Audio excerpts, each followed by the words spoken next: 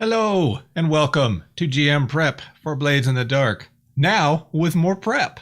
My name's Mark, and there might be spoilers here. So if you haven't watched the episodes as they've been coming up, then you may not want to watch this. But if you do not care about spoilers, then stick around. We're going to talk about what I'm going to do for prep for the game I'm going to be running of Blades in the Dark. Um, so, if you were there for last session, man, did a lot of stuff happen. All kinds of stuff happened. Woo, it was full of stuff happening. Um, I my goal going into that session was to obviously have a party. One of the things that I had expressed to my players was that actually I was having trouble coming up with good things for shadows to do, because mostly they were, breaking in and stealing stuff, which totally makes sense. They are burglars. But I was like, well, you've broken into a row house. Now you've broken into a warehouse. I've run out of houses for you to break into. I'm not sure what to do. So they threw some suggestions at me. One of those suggestions being, what if we had to do it? What if we had to steal stuff like in front of a bunch of people? And I was like, well, you've already done that twice. In fact, like the last session, right before this last one, had you guys doing that. But I thought of another angle. A party. They decided to track down Hamish's rival, the Sawbones Sawtooth, and he was going to be at a party. The reason I decided it was going to be at a party was, for one, I love parties. I love running parties. I have had entire games that consisted nothing of people going to parties. It's a good opportunity to get all the NPCs in a room so that they can interact. It's also a social occasion, so people don't tend to just leap to swords first in those sort of situations. Now, I say tend, it has happened in games where there's suddenly a fight or a tussle and then people break it up or whatever. But parties, those are like my go-to thing as a GM. Like I felt sometimes you just have those sort of things where you're just, you've done it so many times that it's almost rote at this point. It's honestly why I tend to avoid them at this point. I mean, if it makes sense in context, I will totally do it. But I know that I tend to overly rely upon parties and social gatherings. And so, I just, But in this game, we haven't had one, and it seemed like a good opportunity. Plus, the gang's cohort are, as you may know, the Libertines, who are a bunch of noble drug addicts who hang out at their house and do drugs. And they're rooks, which means they're good at social occasions. I think they're rooks. Are they rooks? Forget the term. But yeah, they're good at social occasions. So I thought, well, let's, demonstrate what having a cohort is like. I think the players have sort of been missing out on some dice that they could be having because they've been totally relying on themselves and haven't been, investing in cohorts of various types.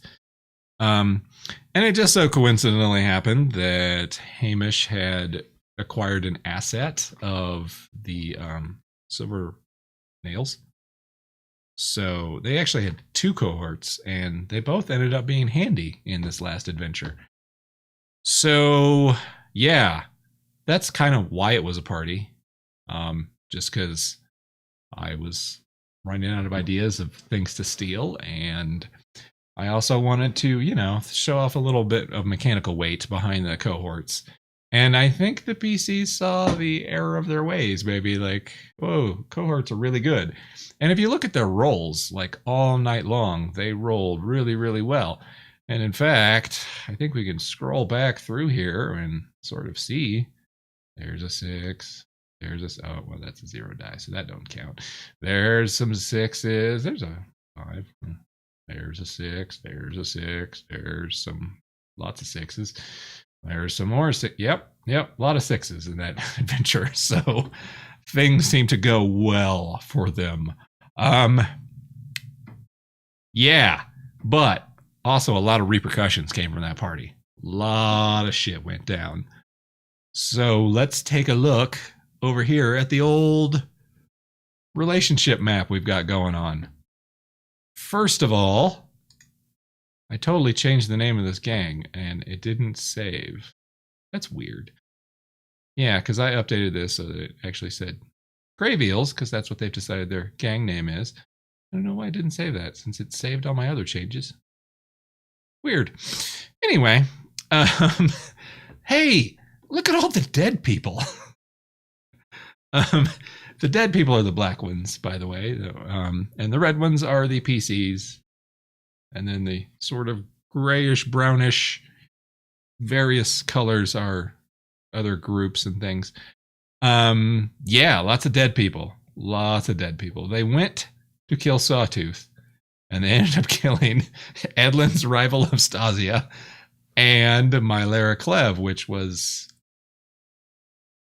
not something I was planning, but hey, that's cool. That's not true. I totally had a plan for her, and we'll probably discuss that later.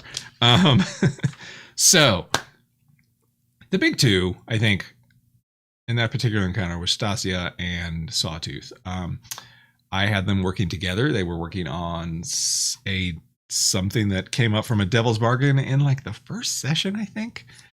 And a couple people, I think, actually in the comments, suggested something about the drugs that Edlin was getting, or he got actually from Stasia. He mostly makes them himself now.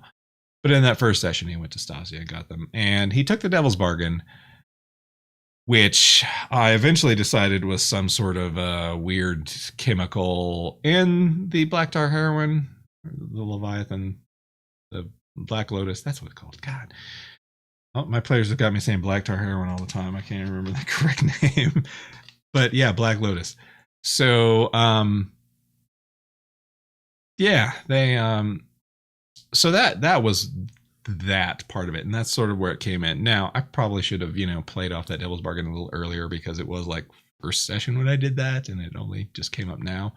And I always had it in the back of my mind, like, whenever Stasia gets reintroduced or let's keep track of how many people he kills with her Black Tar Heroin and that sort of thing. So I had all this stuff tracked and I knew who died and who had been raised as a slave ghost, I guess was their deal. I don't quite know how and why Sawtooth was involved in that, but I thought it was a good connection to make, just to tie some strings together. And they wanted to go after him, and so let's do that. I didn't expect it quite to play out the way that it did, with Edlund gluing an open grenade to Stasia's hands. That's more violent than he usually is, that particular player. But, hey, it all works. There were explosions, and they got a bunch of blackmail on Sawtooth, and et cetera, et cetera. And actually, Sawtooth got killed off screen. In fact, they may not have technically killed him, but I'm going to go ahead and go with it. Sawtooth is dead. Yeah, and Mylara was at the party just because I did want to have some other rivals that they could interact with. I was expecting maybe a little bit more one-on-one conversations with some of the NPCs than we ended up having in the game. If you'll recall, and you may recall very well because you may have just watched previous videos that are there, I think. Maybe they're over there. I don't know. But Hamish, who I forgot his name all of a sudden, he like isolated himself at the party, separated himself off, and I was like, aha, perfect opportunity. um, so he was talking with Mylera, who tried to recruit him, and then he pulled out the flashback of, oh yeah, I brought my silver nails with me, my mercenary company. And then he used one of his cutter abilities, and I just sort of felt like,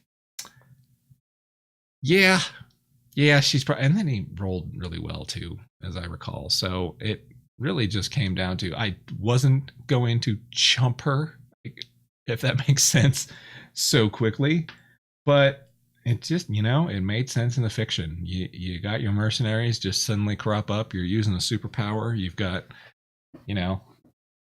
find weapons, etc., etc. Yeah, I guess she's dead. Um, that happens. Excuse me. So, Mylera Clev, leader of the Red Sashes, dead. That definitely makes the Red Sashes at war with the party. And in fact, let's see. I think I already updated this, but let's double check. Yeah, see, Graybeals. No, it's not on there either. All right. Let's go to the faction mode.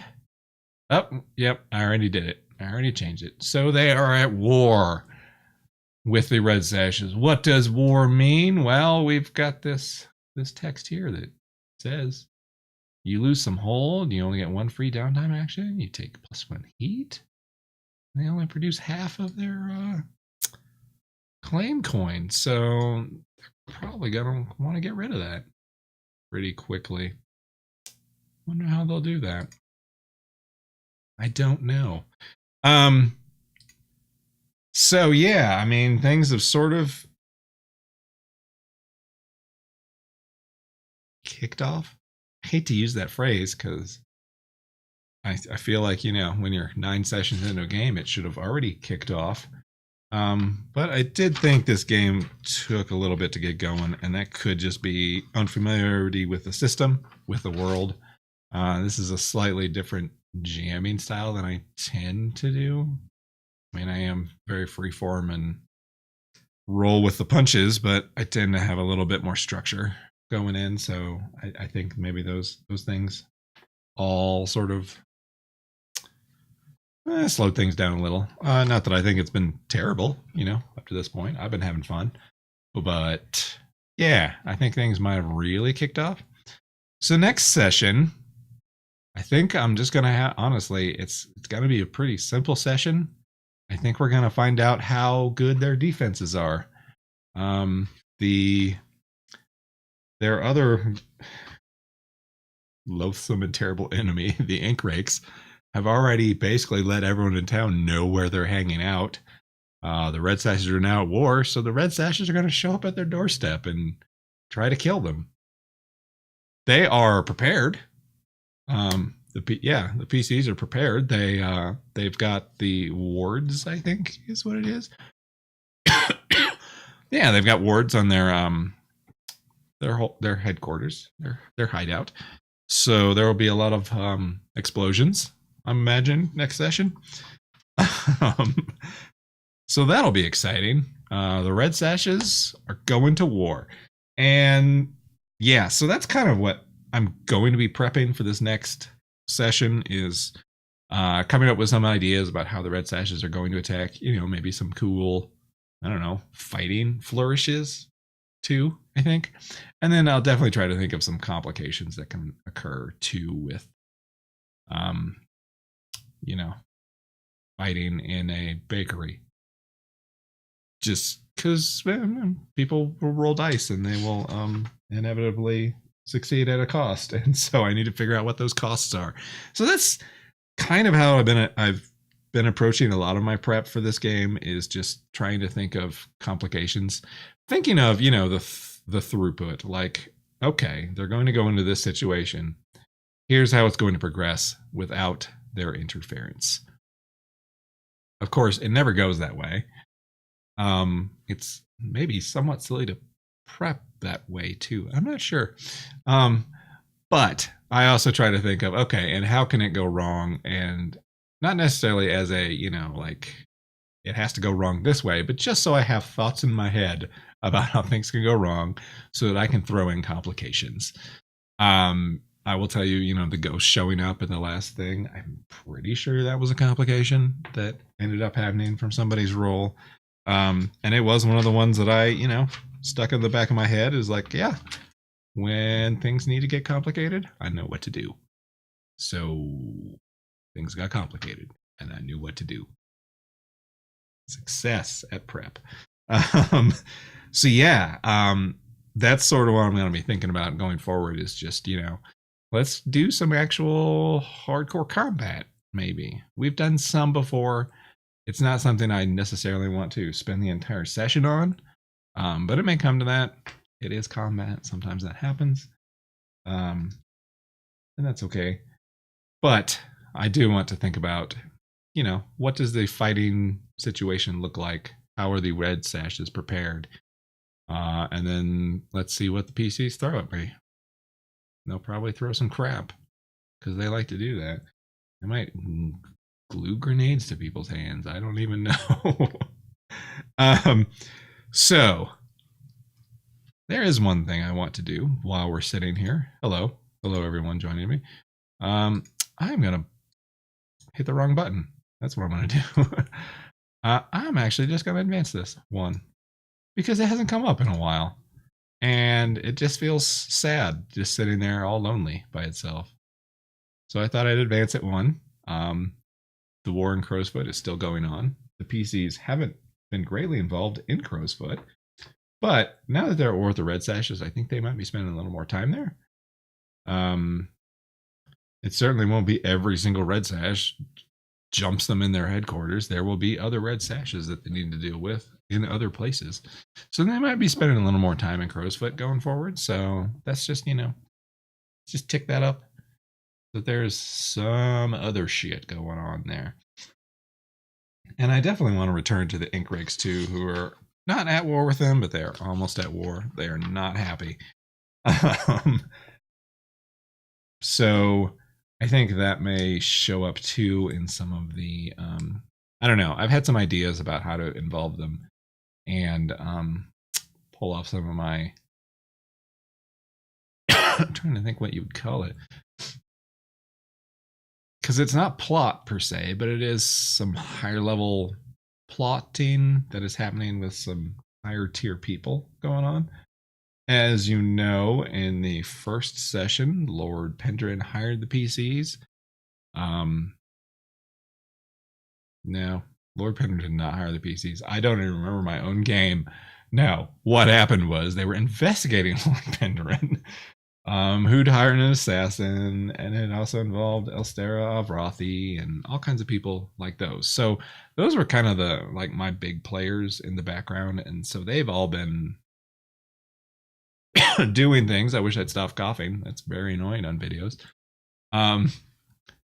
Yeah, so they've all been, plotting in the background, sort of. I haven't been, clocking that necessarily because it's also been very, very background. I don't want to just have them go off on plots and then suddenly the whole world has changed and I just introduce that to the players and they're like, what? No, I want them to be involved. So I haven't been necessarily advancing that as much as it could be at this point, but it's definitely still sitting there in the back of my head and it's all sort of coalescing because guess what? My plot all along was to kill my Lyriclev. That's actually going to tick off some other, sort of plot ideas I had just sitting there. I definitely wanted to involve, some of the more supernatural aspects of Blades in the Dark.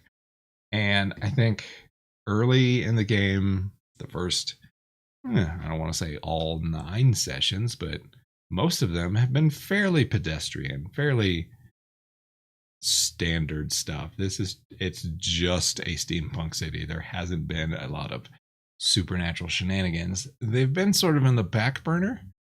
There's definitely been some things where the PCs woke up in a pile of corpses, for instance.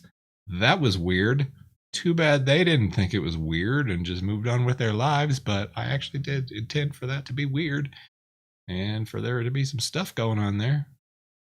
So that kind of stuff has been in the background, but I think it's coming more to the fore. There were definitely some ghosts last time. My plot all along has been for my Lara Clev to die so that Elstera Avrathi can cash in her favor that she had with Lord Pendrin, which will, of course, trigger other things. So now we can see the tangled web that I have woven. It's not that tangled a web. It involves 3 people. I mean, okay, it looks kind of tangled from this, but it's fairly straightforward, really.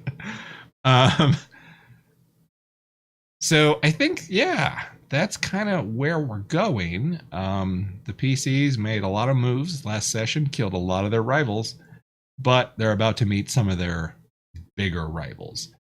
And that's one of the other things I'll definitely be discussing with them when we start the next session is how do they want to deal with this war situation? There's a lot of different ways they could handle it. They could frame somebody. They could take their war to the Red Sashes. They could involve other gangs in the war with the Red Sashes. Who knows how they want to do it, but I definitely want to talk about that at the beginning of the session to get their thoughts. Maybe even come up with some missions based on what they think would be a good idea. And I hope that will sort of broaden us out from the let's break into somebody's house every session. Not that there's anything wrong with that. They definitely pick shadows. That's cool, but let's vary it up a little. One other thing that came out of last game was they have wanted level 2 now. That's not good. That increases the scale and the potency of the cops, or the bluecoats, when they do actually go after the PCs. Currently, they're not going after the PCs. They, one of their contacts is a bluecoat. But we do have a couple people there in the background. We've got Arvis Bowman, who's investigating their contact, and there's also the Grey Cloaks, which have just sort of been sitting there. I know that LaRose works for them, and so, they're a secret organization within the Bluecoats, sort of. So there might be some possibilities there to work in. But Wanted Level 2, in order to get rid of Wanted Level, and I just looked this up before I started recording this video, and I just hit my hand on the mic, so I hope you didn't hear that. But, yeah, one of the... Wow, totally forgot what I was saying. I just looked up the Wanted Level right before this, just to see how it worked. And the way to get rid of Wanted Levels is to go to jail. Yep. Now, that's another thing. They could frame somebody to go to jail. They could send one of the libertines or one of the members of their cohorts to jail. That would be a sobering experience for them. I don't know how they'd react to that. But that could be fun. Or one of the PCs could go too. I don't know. So that's something else that I want to discuss with the players before we get into the next session is, do they have a plan to get rid of their wanted level, or do they just want a horde of cops showing up when they make a lot of noise? Because guess what? The Red Sashes are going to attack them, and so they're going to make a lot of noise. It's almost like when the shit hits the fan, it goes everywhere. I guess that metaphor works. When the shit starts rolling downhill, it gathers more shit. No, this doesn't work. Okay, so was there anything else that I haven't talked about in my prep? I don't think so. There was one other thing. The party that they went to was a generic party. Like, there was not a specific reason for the party. It wasn't even an NPC they were familiar with. It's not even an NPC that I've put down on the sheet. In fact, I rolled their name randomly when they asked me whose party they were going to. But a whole lot of shit went down at that party, and so I sort of feel like I should at least involve the Lady Vale a little bit more. I think I have some interesting ways. I'm thinking of either going Um, oh, who is it? Madame Teslin or even Maestro Halloran, because he was also there. But I do want to sort of, combine, not combine, but get some of the NPCs more involved with each other, so that it will then naturally drag in some other NPCs. I think. Um, oh, who was the other person? Man, I had another person, and they're right here on this sheet. I know, somewhere, and I'm staring at it, and I'm not seeing it. Sister Thorn, I think, was my other option for involving the Lady Vale. We'll see. We'll see. But I did want to mention that Lady Vale, I think she should. There should at least be something involved with her. Maybe, and this is one of my thoughts, is that she, has this party totally ruined by these people that she doesn't know, and so maybe she goes to the society paper to complain. And wouldn't you know, the society paper is ink rakes, and wouldn't you know, they might have a good idea about who's been breaking into all these facilities in the middle of the day and causing havoc. They might have a good idea. I don't know. So that's sort of my thought. Lady Vale might end up getting tied into some more of this stuff too, just because, shit went wrong in her house, and she was just like, "What's happening?" She is a nobody, but I think she should be a somebody, maybe. So that's my prep, I think. Yeah, I think so. I think I owe them an engagement role, but honestly, I have forgotten how many engagement roles I owe them. Pretty sure I owe them one. It's interesting because I keep screwing up those engagement rolls. You actually roll the number of dice equal to the wanted level, and I think I've been rolling their tier instead. So I've only been rolling one die for their tier, but then that was also their wanted level at the time. So I did actually look at that and contemplate it, and I looked at all the entries on the chart that I could possibly roll, and I couldn't figure out how to roll that into the next session of there just being a red sash attack. Now, I do have some ideas, after that, if the session, if that combat doesn't take the whole session, and I kind of hope it doesn't, but I do have some other ideas, maybe, to tie it in, but those are still coalescing in my head, so I'm not quite ready to speak to those, but it might involve the Lady Vale. It might involve the Circle of the Flame. They haven't shown up yet. Or it might even involve the church, or not. Who knows? We'll find out together when I next run this game. So thank you for joining me here on the GM Prep. I hope this is somewhat useful, at the very minimum entertaining, for 30 minutes. If it's more entertaining than that, I mean, like for a longer period of time, then I think you're doing it wrong, because these videos are only 30 minutes long. But yeah, I hope this information is useful. I don't see many GM Prep videos out there, and I think it's a useful skill that you should have as a game master, to be able to, do prep, make the next adventure.